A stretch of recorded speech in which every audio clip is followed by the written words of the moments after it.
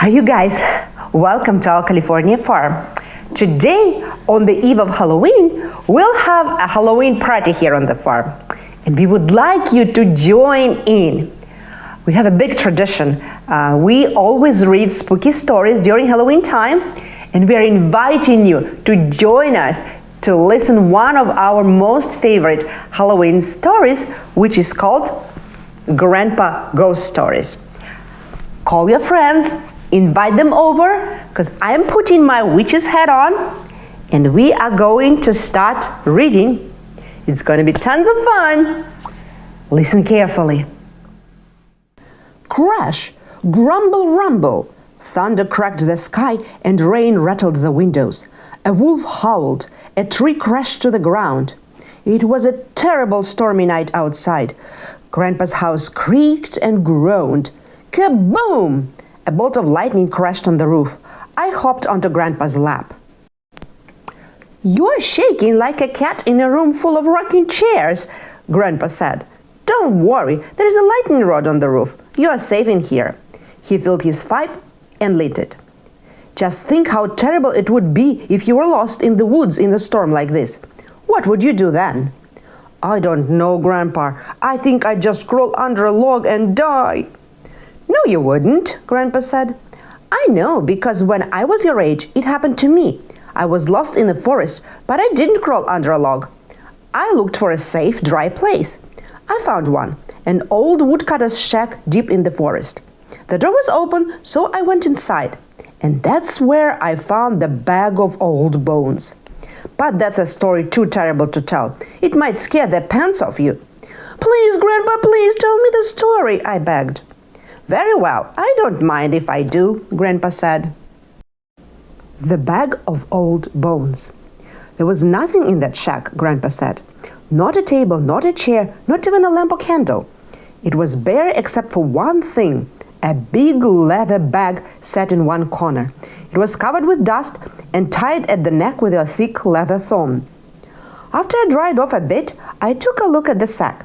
I could see no marks on it, just some cracks and bulges. "Open me," said a hoarse voice. My hair stood on end. The voice came from inside the sack. But you know how boys are with sacks. They always want to know what's inside. So I opened it. I wish I hadn't. A fearful stench rose from the opening. I held my nose and looked inside. A grinning skull stared up at me. "Think ye kindly, lad," said the skull in a cracked voice. "I've been shot in this sack for nigh on to 200 years, and I'm dying for a breath of fresh air."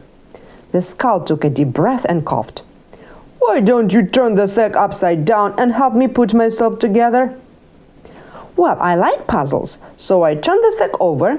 Out spilled bones of all sizes and shapes. The skull cackled and sneezed. "There's my neck bone and my shoulder bones. Just hook them together, if you please.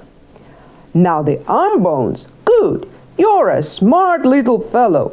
Now just fasten my hands to the arm bones. Fine. Great." The arm lifted with a creak and stretched its fingers. I found all the little spine bones and fitted them together. It was a fine puzzle, and I forgot what I was doing until the feet were fitted to the ankle bones. With a fearsome shriek, the bones jumped up and pranced around the shack. It was horrible. I had never seen a skeleton before, especially one that moved. "As soon as I find my teeth, we'll have a bite to eat," said the skeleton. "It's been 200 years since I've had a morsel in my mouth." He rooted around the shack until he found his teeth. He popped them into his grinning jaws. "Now we'll have dinner," he cackled. "And the dinner is you! I'm going to eat you up!" He grabbed me by the coat, but I slipped out of it. "I ran from the shack so fast, I tore the door off its hinges," Grandpa said. "I ran through the forest, bumping into trees and falling over rocks. Behind, I could hear the clickety-clack of running bones. Just in time, I saw a tiny cave in the hillside. I dove in and covered the door with a big rock. Whew! I was just in time. Outside, I could hear the skeleton clawing at the rock. I thought I was lucky to be safe in that cave, but I wasn't. I was in worse trouble than ever. I had stumbled into the cave of the warty witch. But that's another story, too terrible to tell. Please, Grandpa, please, I begged. I like terrible stories. Very well, I don't mind if I do, said Grandpa. And I will, if you will just turn the page. It was so dark in the cave that I had to feel my face to see if I was still there. Suddenly, a big fiery eye flickered open. Then another and another, until at least a dozen evil yellow eyes were staring at me. Something hard and furry crawled up my leg. I screamed and jumped and stomped down someone's foot. Ouch, you clumsy beast! A cracked voice screeched. A bony hand slapped my face and scratched my cheek. Chills ran up my spine. Was it another skeleton? Suddenly, the cave filled with light. There, nose to nose, staring into my eyes, was a witch. She was a mean-looking, fearsome witch with a witch's hat, witch's hair, and a long, sharp witch's nose covered with warts. And those eyes, witch's eyes, brrr, like slits of fire. She limped around on her sore foot and squealed at me. Did you see that, children? This beast broke into our happy home and almost broke my foot. What shall we do with him? I looked around the cave, but I didn't see any children. It was filled with spiders. Huge, sticky, furry spiders with big, squishy mouths full of teeth. They squeaked and leaped about, nipping at my legs and ears. Be our brother, they squeaked. Hee, cackled the witch. They want you to be their spider like them. Once they were children until they broke into my home. Just as you did. Now they're my spider family, and in a jiffy you'll be too. She pulled a wishbone from her filthy clothes, struck my hand with it, and squealed. Bone to wishes, listen to me. Make this boy a spider when I count 3. I don't want to be a spider, I cried. I tried to run, but the spiders threw me on the floor. 1, 2. I closed my eyes and shivered. 1, 2. Splock! In a flash, I could feel myself changing.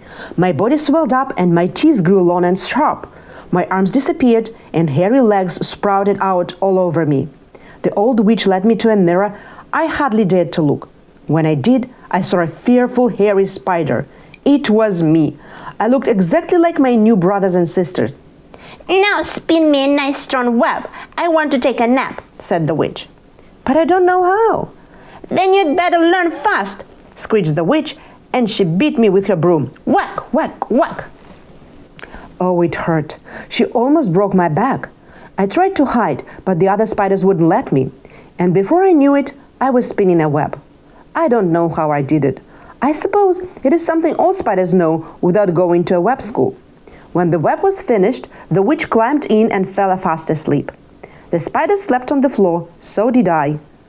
I couldn't sleep though. I kept thinking about being a spider for the rest of my life. Crawling around this cold, dark cave, eating bugs and flies. It made me cry.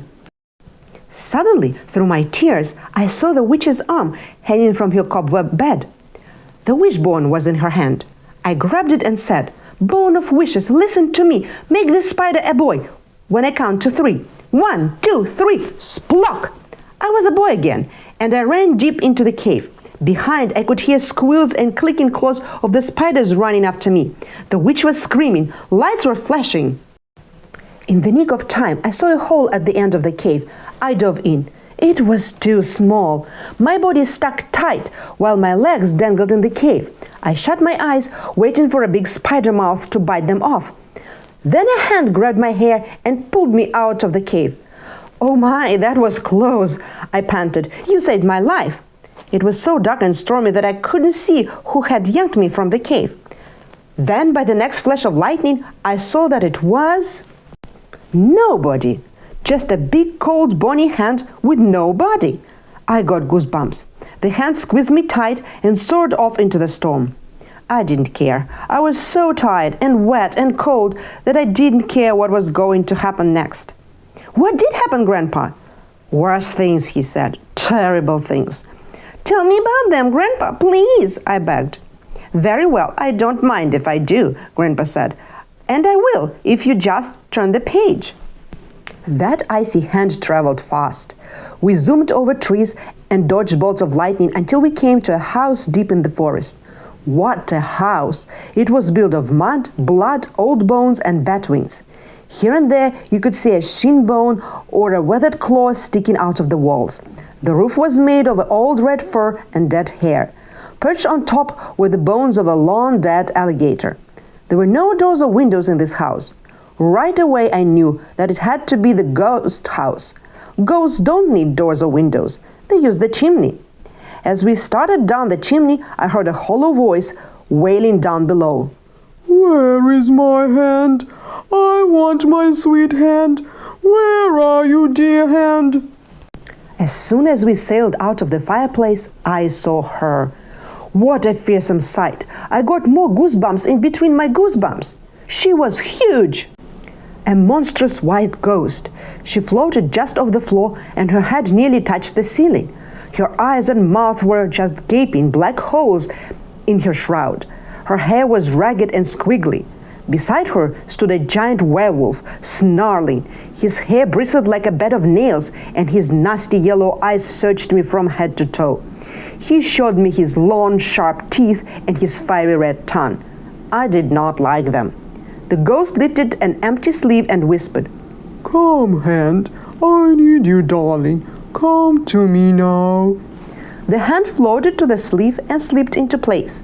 When the ghost lifted me up to the horrible black holes that were her eyes, she said, "You're a darling boy. You shall be my very own sweet baby." She moaned and kissed me. Ugh! Her breath smelled like the wind that blows from a cave full of bats. She hugged me close. Oof!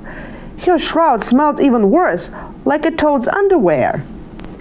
We floated across the room and she turned on her TV set. "We'll have some fun until it's time for dinner."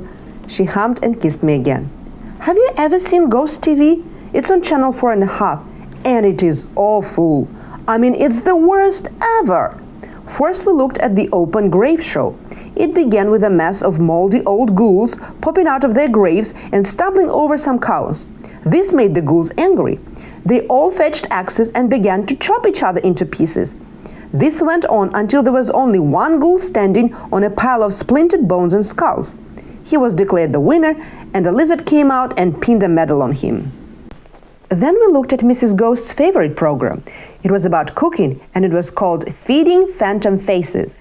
It opened with a big, fat-bellied demon in a tall white hat. He hauled in a big iron pot and showed us how to make soup out of a dead elephant. Ugh! Then an old blue witch taught us how to fry baby toes and eyeballs and bake a knucklebone pie. While all of this was going on, a screaming banshee orchestra was playing music that sounded like track breaks. Then we saw a commercial for goblin grease. I didn't know that goblins need grease, but they do. It seems that their knees creak, and it is hard to sneak around houses with creaky knees, so they grease them up before they go spooking kids' houses. Last, we looked at the hairy snuffler comedy hour, and I want to tell you that it was as funny as a broken elbow. You know what hairy snufflers are, don't you? They are just big hairy blobs with lots of teeth and claws and runny noses. On this program, a gang of snufflers went to school and ate up the whole second grade. One snuffler got all of the laughs by saying over and over, "Who's got the ketchup?" The whole show finished with another big laugh. The snufflers put whipped cream on the teacher and ate her for dessert. Mrs. Ghost and the werewolf laughed and giggled and roared. Mrs. Ghost laughed so hard that she dropped me. I never hit the floor. The werewolf gobbled me up in midair. As I was sliding down his throat, I could hear Mrs. Ghost shouting at him. "Oscar, that was naughty. You're such a greedy pig. You know very well that boys should be cooked before eaten. Their boots always make your stomach ache." I slid down and tumbled into the werewolf's stomach. What a mess! I was knee-deep in possum tails, bug fur, lizard claws, and rat teeth. And the smell, oof! It was darker down there than the inside of a witch's head, and I couldn't find any way out. I was a goner for sure. I began to think of my mom and dad and my dog Spot. I would never see them again. I began to bawl like a homeless baby. I reached for my handkerchief to dry my tears, and what do you think I found in my pocket? The witch's wishbone. I prayed that it would work one more time. Bone of wishes, listen to me. At the count of 3, I want to be rocking at home with my grandson on my knee. 1, 2, 3, splock! The wishbone worked because here I am, Grandpa said. Oh, Grandpa, is that story true? You just made it up, didn't you? I don't think so, Grandpa said, because I still have this. He fished in his pocket and pulled out the wishbone. Would you like to try it? What would you like to be? I'll wish it for you. Not tonight, Grandpa, I said. It's too rainy out. But I put the wishbone in my pocket, and I still got it. One of these days, when I get brave enough, I'm going to try it out. So if some dark night you find a goblin under your bed or a spook in the hall, come right up and shake its hand.